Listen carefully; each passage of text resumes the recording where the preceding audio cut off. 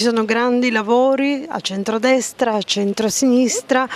come vi state muovendo al momento, visto che ci sono diverse espressioni che si vogliono candidare?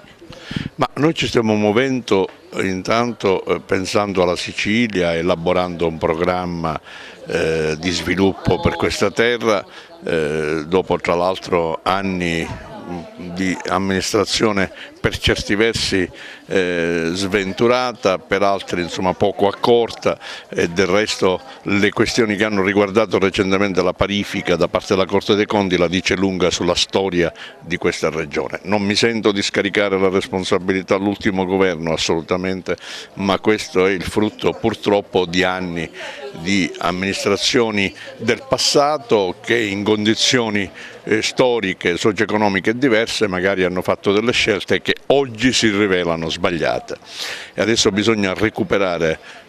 tanto, bisogna fare veramente di necessità virtù, perché altrimenti questa regione rischia di andare in default e noi non ce lo possiamo permettere, e quindi è necessario trovare una guida che sia autorevole, sicura, capace, intelligente, una guida che possa coinvolgere tutte le forze sane della Sicilia e che possa, attraverso un lavoro meticoloso, costante, insomma, far rinascere questa terra e dare la speranza ai tanti giovani che ancora oggi non hanno una speranza e non hanno neppure un lavoro. Sono convinto che troveremo l'uomo giusto. Noi come partito, come Alternativa Popolare, ci stiamo muovendo dicendo che noi abbiamo gli uomini per poter guidare questa legislatura per i prossimi 5 anni. Speriamo che la coalizione di centrodestra o di centrosinistra, perché in questo momento è stato detto in maniera chiara, noi vogliamo che ci sia una guida